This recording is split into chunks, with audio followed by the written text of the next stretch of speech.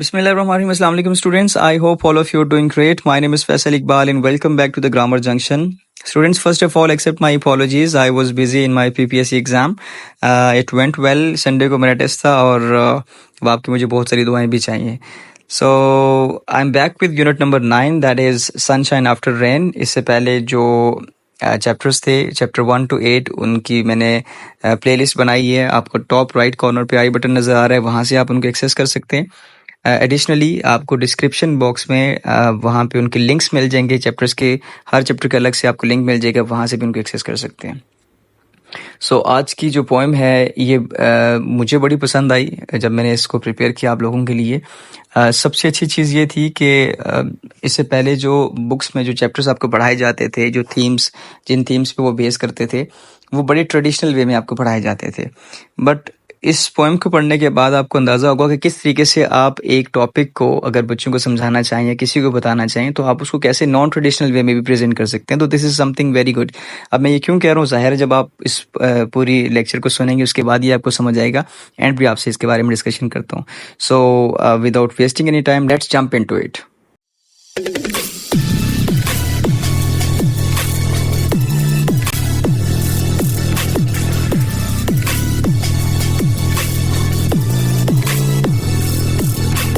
Student, जैसे कि आप जानते हैं कि जब भी हम किसी चैप्टर को या किसी पोएम को स्टार्ट करते हैं तो हम उसका इंट्रोडक्शन लाजमी देखते हैं और इंट्रोडक्शन से बहुत सारी हमें चीज़ें जो है वो मज़ीद सीखने को मिलती हैं जो डायरेक्टली या इनडायरेक्टली चैप्टर से लिंक करती हैं. तो इस इंट्रोडक्शन में हम लोग पोइट को भी देखेंगे और पोएम के बारे में थोड़ा सा जानने की कोशिश करेंगे. Students, the writer of this poem, the poetess of this poem is Berinda Winters. She belongs to the modern age. और 22 जनवरी 1951 को इनकी पैदाइश हुई और नवंबर 11, 2023 को इनकी डेथ हुई. फ्रेंड्स, बेरिंडा विंटर्स की जो रियल लाइफ एक्सपीरियंसेस हैं आपको इनके वर्क्स में वो ज़्यादा नज़र आएंगे और जिन मुश्किलात से इनको गुजरना पड़ा, जिन परेशानियों के इनको सामना करना पड़ा, अक्सर आपको इनके राइटिंग्स में जो है वो आपको वो चीज़ नज़र आएगी. The good thing about Berinda is that in her poetry you can see the vivid imagery, the deep emotional connections. तो इस तरह के spirituality से related या emotion से related या nature या love से related जो कुछ चीज़ें जो है वो आपको इनकी जो है वो poems में नज़र आएंगी. इसी छोटा सा एक टेक्स्ट है जो कि आपकी बुक में शामिल है, जो कि पोइटेस ने अपने बारे में कहा है. उसको थोड़ा सा पढ़ लेते हैं, फिर इसको एक्सप्लेन करने की मैं कोशिश करूँगा. This poem was written when I went to treatment in 2002. I love drugs. I love to be high all the time. I would have sold your mother's soul to get when I need it. I was a good person doing bad things. I did lose my family and my heart breaks every day. But pray God, I will continue to find that sunshine. I finally learned the difference between needing recovery and wanting it. Student, जो writer थी ब्रिंडा, ये basically drug addict थी और इनको नशे की इतनी लत थी कि ये किसी भी हद तक उसके लिए जा सकती थी. इनको अपनी कोई भी अजीज़ तरीन चीज़ को भी अगर देना पड़ता तो ये वक्ती तस्कीन के लिए ये कुछ भी कर सकती थी. 2002 में जब ये ट्रीटमेंट के लिए गई तो ये पोएम उस वक्त इन्होंने लिखी थी. मुझे इनकी लाइन बड़ी अच्छी लगी जिसमें कहती हैं कि I was a good person doing bad things. Students, हर बार ऐसा नहीं होता कि अगर आपको कोई शख्स नज़र आता है जो कोई गलत काम कर रहा है तो वो गलत ही होता है, या कोई शख्स अच्छा काम कर रहा है तो वो अच्छा ही होता है. हाँ, हुस्न ज़न रखना चाहिए. कुछ शख्स अगर अच्छा काम कर रहे हो तो हम उसकी तारीफ़ करें और उसके बारे में दिल में अच्छा गुमान रखें. शरीयत भी ये हमें सिखाती है. लेकिन मैं अगर इनके पर्सपेक्टिव से बात करूं, राइटर के पर्सपेक्टिव से बात करूं, तो वो कहती हैं कि मैं एक अच्छी औरत थी लेकिन बुरी चीज़ में मुब्तला थी. आपने अक्सर फ़िलासफ़र्स को ये कहते हुए सुना होगा कि कोई शख्स अगर किसी गुनाह में मुब्तला है तो उसके गुनाह से जो है वो नफ़रत करें, उससे नफ़रत ना करें. अक्सर जो ड्रग एडिक्ट होते हैं ये रिहेबिलिटेशन सेंटर्स में जब जाते हैं तो वहाँ भी ये चीज़ सिखाई जाती है, बताई जाती है लोगों को कि उसके मर्ज़ से और उसकी उस आदत से नफ़रत कीजिए जो जिसकी वजह से उसने उस हाल तक पहुँचाया. When you come across such a person who is addicted, who is involved in some immoral activities, तो उसकी उस एक जो चीज़ है ना, जो गुनाह है, उससे नफ़रत करें, उस शख्स से नफ़रत ना करें. क्योंकि वो अपने आप को शायद चेंज करना चाहता है लेकिन वो नहीं कर पाता, वो खुद पे सेल्फ कंट्रोल नहीं है. जैसे अब ये यहाँ पे ये कहती हैं कि I was a good person doing bad things. I did lose my family and my heart breaks every day. अब उसकी वजह से, उस एक लत की वजह से, जो कि ड्रग एडिक्शन में वो पड़ चुकी थी, उसकी वजह से उनकी फैमिली उनसे जाती रही। ज़ाहिर है आपके अजीज़ व क़रीब आपसे दूर हो जाते हैं, और वो कहती हैं उससे मेरा बड़ा दिल टूटता था। लेकिन अब उनकी बॉडी क्योंकि उस एक राह पे चल गई थी और उस यूज़ टू हो गई थी, तो अब उससे जो है उनका पीछा छुड़ाना बहुत मुश्किल था। और ये जब ट्रीटमेंट के लिए 2002 में गई थी, तभी उन्होंने ये पोएम लिखी। तो उस हवाले से जब आप इस पोएम को भी पढ़ेंगे तो आप इस पोएम को बहुत ज़्यादा एंजॉय करेंगे। तो चलते हैं इस पोएम की ट्रांसलेशन और एक्सप्लेनेशन की तरफ, और इसकी लाइंस को पढ़ने की कोशिश करते हैं। बहुत सिंपल लाइन्स है, और ज़ाहिर है उसकी सिर्फ ट्रांसलेशन ही चलेगी। एक्सप्लेनेशन उसकी इतनी सिंपल है कि आपको ट्रांसलेशन से सारी चीज़ समझ आ जाएगी। बट जहाँ मुझे लगेगा कि उन चीज़ों को एक्सप्लेन करना, मैं इंशाल्लाह एक्सप्लेन करने की पूरी कोशिश करूँगा। साथ में वर्ड्स मीनिंग आपको साथ में दे दिए गए, और फिगर्स ऑफ स्पीच भी, जो कि I am not gonna discuss in this video. जब हम डिटेल्ड वीडियोज़ में देखेंगे तो फिर आपको मैं साथ में समझा दूँगा उसको। So this is page number 103 on your books. I am gonna read the text और साथ साथ उसकी ट्रांसलेशन और एक्सप्लेनेशन करने की कोशिश करूँगा। One day when I was young, I heard a knock at my door. एक दिन जब मैं जवान था तो मैंने अपने दरवाजे पर दस्तक की आवाज़ सुनी। तो मैं यहाँ पे फ़ीमेल का सीगा इस्तेमाल करूँगा ऑब्वियसली, क्योंकि हमें पता है कि जो राइटर हैं वो फ़ीमेल हैं। तो एक दिन जब मैं जवान थी तो मैंने अपने दरवाजे पर एक दस्तक सुनी। किसी ने दरवाज़ा खटखटाया तो मैंने उसकी आवाज़ सुनी। It sounded familiar, like I had heard it before. तो ये बड़ी जानी पहचानी सी, फेमिलियर से मुराद जानी पहचानी सी आवाज़ लग रही थी, जैसे मैंने इसे पहले कभी सुना था। I opened the door and to my surprise there stood a young lady with blonde hair and brown eyes. मैंने दरवाज़ा खोला और मुझे हैरत हुई कि वहाँ पे एक नौजवान सी औरत खड़ी है, जिसके ब्लॉन्ड हेयर, आप जानते होंगे जो लोग फैशन से ताल्लुक़ रखते हैं, बॉयज़ एंड गर्ल्स को तो ज़्यादा अच्छे से पता होगा ब्लॉन्ड हेयर कौन से होते हैं। मैं उसको कैसे एक्सप्लेन करूँ, यहाँ पे मैंने मीनिंग लिखा हुआ है ब्लॉन्ड का, वैसे यस लाइट कलर्ड हेयर, ये आपके सामने आपको शो हो रहे हैं, इसको ब्लॉन्ड हेयर कहते हैं। तो एक नौजवान औरत वहाँ पे खड़ी थी, नौजवान तो औरत नहीं होती, नौजवान लड़की खड़ी थी, जिसके बाल जो है वो ब्लॉन्ड थे और उसकी जो है भूरे रंग की उसकी आँखें थी। She said, I have the answers. Are you ready to play? उसने कहा मेरे पास जवाबात हैं, क्या आप खेलने के लिए तैयार हैं? So I grabbed my money and I said okay. तो मैंने अपने पैसे पकड़े और मैंने कहा ठीक है खेलते हैं। There were the answers that I had always sought. तो उसके पास वो जवाबात थे जिसकी मैं हमेशा से तलाश में थी। और वो क्या जवाबात थे? Liquids, pills and powders, and I bought and bought. उसके पास कुछ अद्वियात कह सकते हैं, कुछ कॉन्टेक्स्ट आपको समझ आएगी है। जो है वो जब नॉक हुआ और वो औरत जो है उसके पास आई, तो बेसिकली कुछ लोग आपको ना पहले ड्रग एडिक्शन पे लगाते हैं, और बड़े प्रेजेंटेबल वे में फैशनेबल औरत आई और उसने जो है उसको कहा कि तुम क्योंकि परेशान रहती हो या तुम्हें जो भी मसले मसाइल हैं उसका हल मेरे पास मौजूद है, तुम्हारे सवालात के जवाब मेरे पास हैं। और हेयर आर द थिंग्स, ये वो चीज़ें हैं ड्रग्स की शक्ल में जिनको अगर तुम यूज़ करोगी तो तुम्हें इन तमाम परेशानियों से जो है वो छुटकारा मिलेगा। तो ये इस तरीके से उसने उसको क्या है कि वो सारी चीज़ उसको दी। उसमें क्या क्या चीज़ें थी? कुछ नशे वाली अद्वियात थी, कुछ गोलियां थी, कुछ पाउडर्स थे, और वो कहती है आई बॉट एंड बॉट, तो उसमें ख़रीदती गई और ख़रीदती गई, यानी कि क्योंकि इसको अपने सवालात के जवाब चाहिए थे, ये अपनी परेशानियों से जान छुड़ाना चाहती थी, तो इसने उसकी बातों में आके उससे वो चीज़ें परचेज़ करना शुरू की। Then one day my friend suddenly changed, फिर एक दिन मेरी दोस्त अचानक बदल गई। हर फेस बिकेम अगली, कैलस्ड एंड डीरेंज्ड, उसका चेहरा जो है वो बेहिस हो गया, बदसूरत हो गया और बदल सा गया। She grabbed my hand and we tore through the town. उसने मेरा हाथ पकड़ा और हम शहर में जो है वो घुसते चले गए, और शहर को यानी कि चीरते हुए, यानी कि वहाँ से गुजरते हुए हम शहर तक पहुँच गए। My loved ones and friends could only watch and frown. मेरे प्यारे दोस्त और जो मेरे जितने अजीज़ व क़रीब थे वो सिर्फ मुझे देख सकते थे और ना खुश हो सकते थे। फ्राउन का मतलब गुस्से में आ जाना। She kept whispering something I could only guess. तो वो एक ऐसी बात पर सरगोशी करती रही जिसका सिर्फ मैं अंदाज़ा कर सकती थी। इस इन लाइंस में मैंने तो उसको पूरी पोएम को 2 हिस्सों में डिवाइड कर दिया, 13 लाइंस करके। ये पोएम थोड़ी बड़ी है, आपकी बुक में थोड़ी सी लाइंस इसमें से ओमिट की गई हैं, तो 26 लाइंस आपकी बुक में हैं।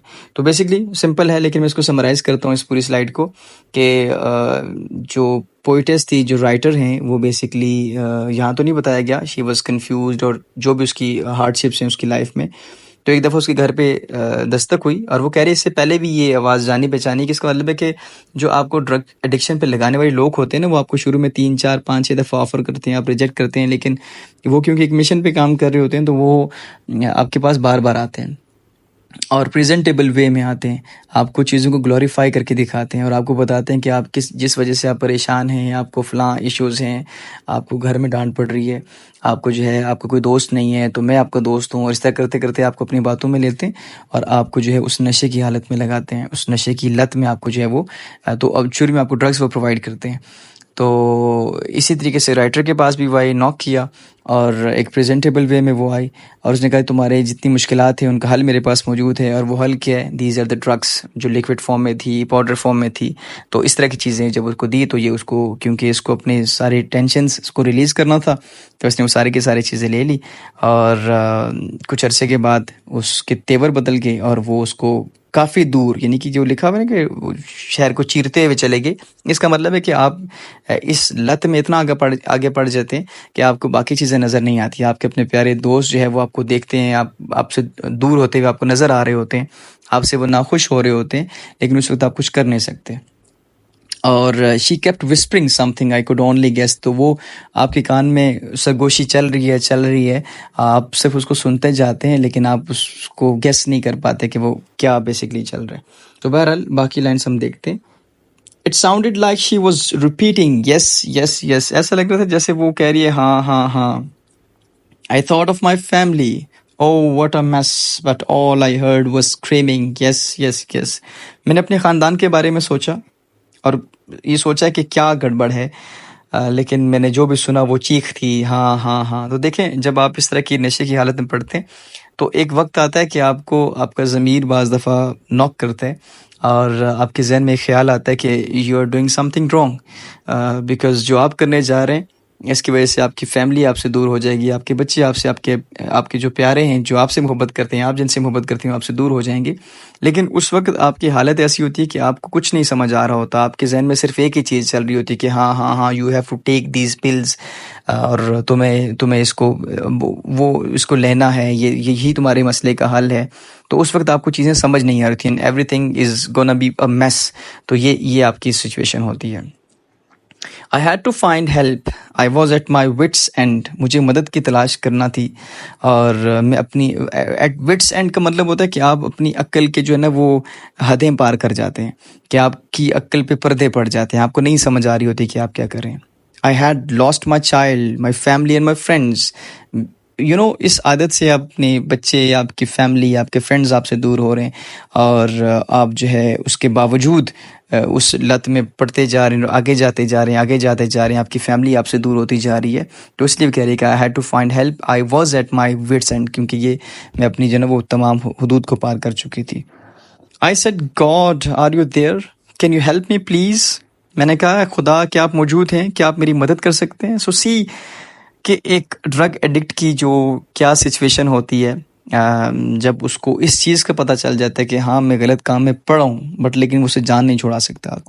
यही हालत राइटर की भी थी। उसने खुदा से कहा कि आर यू देयर, क्या आप मौजूद हैं, can you help me please, क्या आप मेरी मदद कर सकते हैं। A sudden peace came over me and I fell to my knees। तो अचानक मुझे एक सुकून आया और मैं घुटनों के बल गिर गई। I said, God, I'm not worth it। I feel like a jerk। मैं इस काबिल नहीं हूँ। खुदा से इल्तिजा कैसे कर रही है कि मैं इस काबिल नहीं हूँ, और उसको एक ऐसा लगे जैसे उसको किसी ने झंझोड़ा हो, उसको एक झटका सा महसूस हुआ।